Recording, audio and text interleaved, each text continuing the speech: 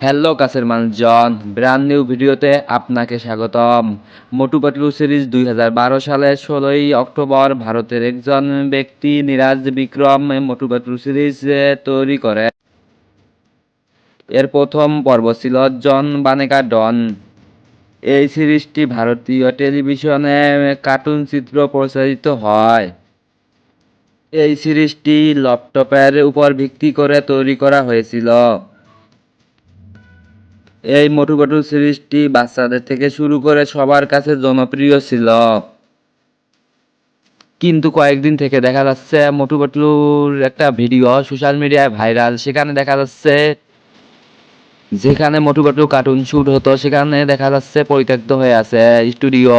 সেখানে আর ভিডিও বানানো হচ্ছে না।